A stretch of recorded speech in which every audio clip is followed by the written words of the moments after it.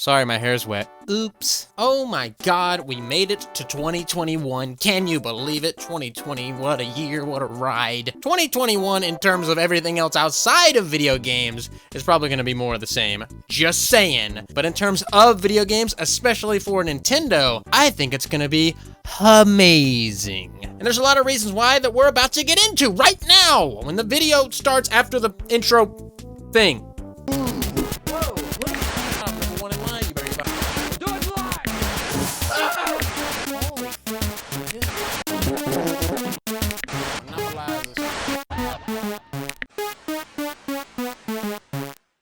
Arguably, Nintendo Switch's best year was 2017, the launch of the console. We got Mario Odyssey, we got Breath of the Wild, Splatoon 2, just action-packed, packed to the gills with amazing first-party Nintendo games, a lot of third-party stuff coming in as well. We got a new Bomberman finally. It was a great year to be a Nintendo fan. Xenoblade Chronicles, it doesn't stop, okay? It doesn't stop. 2017 was a banger of a year for Nintendo fans. Just, there's no disputing that, all right? Don't even try it, Timmy. But since then, we've kind of had a pattern where it's a good year, bad year, good year, bad year. 2020 could be considered a bad year for a lot of Nintendo fans unless you absolutely adore Animal Crossing. Then it was the best year you ever had in your life. But for the rest of us, what are games? What are them games at? We got a lot of ports of older games. We got a new Hyrule Warriors game, which is... It is what it is, right? Nothing that amazing, right? Nothing like a Mario Odyssey or a Breath of the Wild. Obviously, I know, Animal Crossing fans, I know! It's the greatest thing ever.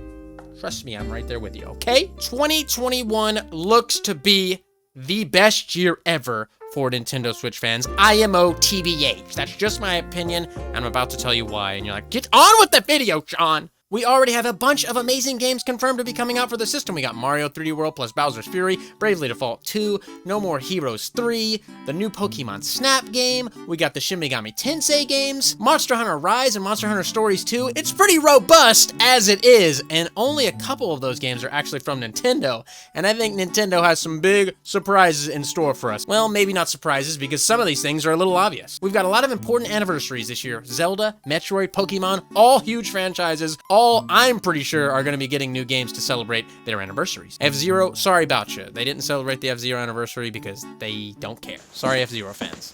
But let's start off with Zelda, originally released in February of 1986. I think we're gonna get a 3D Zelda collection very similar to the Mario collection we got, the Mario 3D All-Stars collection, and I think it's gonna be similar down to the actual era of the games. I think we're gonna get Ocarina of Time, Wind Waker, and Skyward Sword, 64, GameCube, Wii, just like we did with Mario 64. I think fans would be really happy with that. They've already done Wind Waker HD on the Wii U for $60, so it's gonna be kind of weird if that's in a compilation for $60, but this is just what I'm thinking right now. I think they're gonna say, you know what, frick it, put it on there. But the thing is, I think they might stick to the original releases of the game, not the enhanced versions like we had Ocarina of Time 64. That's a very good version of the game. We had Wind Waker HD on the Wii U, great version of the game. Skyward Sword only was on the Wii. But I think they might go with the GameCube version and the 64 version of these games like they did with the Mario All-Stars collection, because the DS version of Mario 64 is a lot better than the 64 version, and they went with the 64 version instead.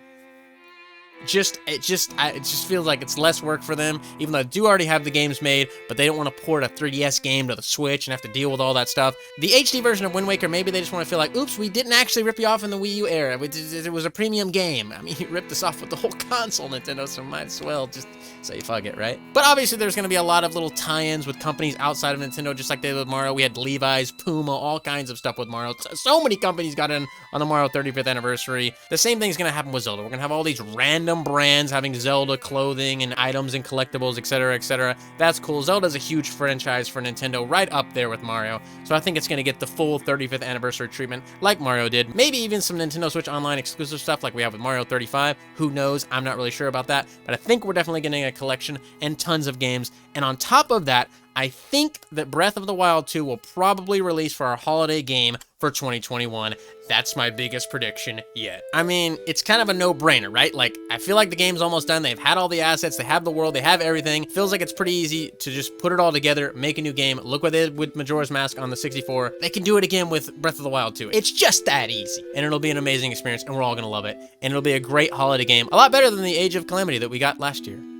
Just saying, I'm just saying. So there you go, it's gonna be a fantastic year for Zelda fans, in my opinion. And then we get on to Metroid. Metroid released in August of 1986, so I think we may get the Metroid Prime Trilogy HD, or whatever they want to call it, for Nintendo Switch in summertime. That's just my gut feeling. My gut's rumbling and it's saying Metroid! And that's what I think is gonna happen for Metroid's 35th. I don't think anything else is really gonna happen, because Nintendo doesn't give Metroid the love it deserves. Maybe we'll get this 2D Metroid game that we've had rumored and other people have confirmed, and like, no, it's definitely in the works. I would hope so much, because I love 2D Metroid to death. That on top of a Metroid Prime 4 update, just say, guys, we've got a little bit of something to show you for Metroid's birthday.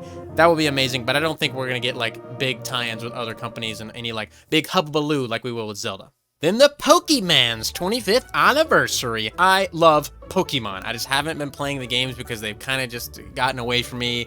They're very formulaic, very boring. But I do still hold the franchise near and dear to my heart, and we have been getting rumors that a Diamond and Pearl remake are coming. They are in the works according to reputable Pokemon leakers, and there actually is a bit of evidence to back that up. There was a Pokemon sub-site on Pokemon.com, diamondpearl.pokemon.com, that went live January 12th. It's already been taken down because people have seen it and they've exposed it. I think the company might have put it out a little too soon. Who knows? People have been clamoring for the Gen 4 remakes for a long time. We're obviously going to get a Pokemon Direct on Pokemon Day in February, so I guess we'll have to wait and see for that. Other than that, obviously, we're going to get Pokemon Go celebrations, all this other stuff. Definitely not getting a new Pokemon game in the mainline series. If anything, we're getting Diamond Pearl remakes. That's going to be our thing. That may be spring, possibly. I don't know. I'm just throwing a wild card out there. Spring, Pokemon, Diamond and Pearl. Just toss it out there. We'll see. Maybe that could be the holiday game, but I feel like a remake probably won't be, but who knows at this point. And you better believe there's going to be an unimaginable amount of Pokemon merch available from everywhere around the world. So strap in, buddy. And oh my god, finally, could this be the year that we get to see Bayonetta 3 in action, or anything at all? All we've gotten is a teaser trailer going, Bayonetta 3 is real, and then that's Hideki Kamiya since then has been trolling us, just saying year after year the development is going smoothly. But recently, Hideki Kamiya hinted at wanting to show off more of Bayonetta 3 in 2021. Here's exactly what he said. We've been working on new stuff like Bayonetta 3. Not that I can say too much, but I hope we can give an update during the year. I found it weird that he said we've been working on new stuff like Bayonetta 3. That's not new. I think he's trolling us here again. Just me personally, I think he's like joking with us. I think there's a possibility that we're just gonna get a trailer for Bayonetta 3 and then a release date immediately after for 2021. I think maybe this whole time he's been having a fun little jab and a poke at us and holding back, holding everything close to his chest until it's ready, and then is just going to release the floodgates of Bayonetta 3 and surprise us all. That's what I'm hoping is going to happen, and that's what I really think is going to happen. He's a really trolly guy. He loves to troll. He likes to mess with the fans. This is definitely a possibility in my book, and it's a good book. I wrote it. And finally, what could possibly be the biggest event of Nintendo's 2021? A Nintendo Switch Pro confirmed and released. This has been rumored since before we even got the Switch Lite. There's a lot of reasons for this, though. Capcom and other companies have said they want Nintendo to have a more powerful console so it's easier for them to port their games to the system. Capcom obviously can do amazing work with exclusives on the system. Look at Monster Hunter Rise. Looks incredible. Great job. Fantastic, Capcom. But we're not getting games like Resident Evil Village or even Resident Evil 7. We got a weird cloud version in Japan. We don't really want that, do we? We want the real deal, Holyfield full game.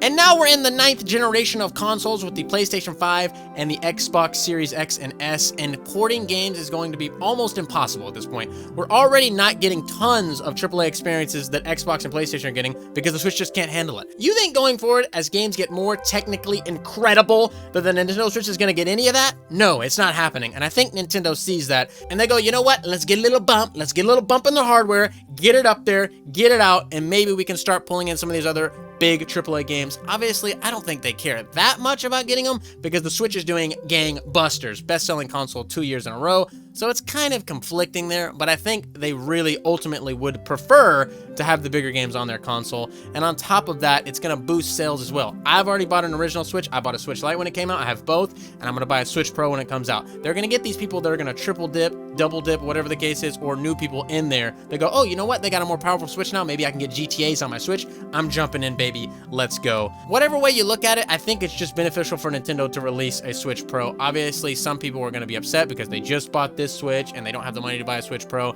You could go trade it in and trade up, but that's a little messy and it's a whole nother argument for another video, which I might make actually. But I think the Switch Pro is going to come in 2021, but it's not gonna be called the Switch Pro. That was PlayStation's thing. They're not just go, oh, let's just take PlayStation's thing. They're gonna call it the new Switch or the Switch U or the Switch NXT. Then they get sued by wrestling. Who knows what they'll call it, but it's not gonna be the Pro. I do think it's coming. There's so many industry insiders that say Nintendo has been working on this forever. Nvidia has been developing new Tegra chips that Nintendo uses in the Switch console, more powerful Tegra chips with more processing power, etc. All kinds of leaks have came out. I think it's coming. I hope it's coming. I certainly will triple dip, like I said, and I'll be happy to because I want that fantastic 1080p at the least on the go gaming. I would love to see Nintendo catch up in the hardware race. Obviously, they're not going to be at the forefront. They're still going to be lagging behind, but at least we could possibly get some PlayStation 5 and Xbox Series X ported games.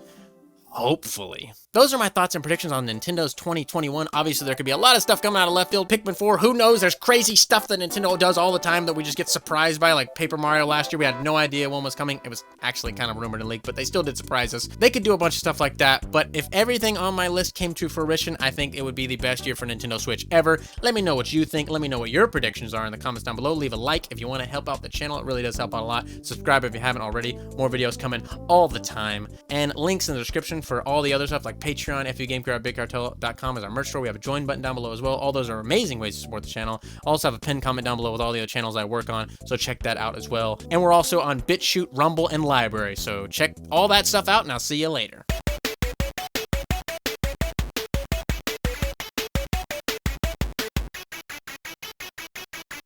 So I want to say thank you to your loyalty. Thank you for your support.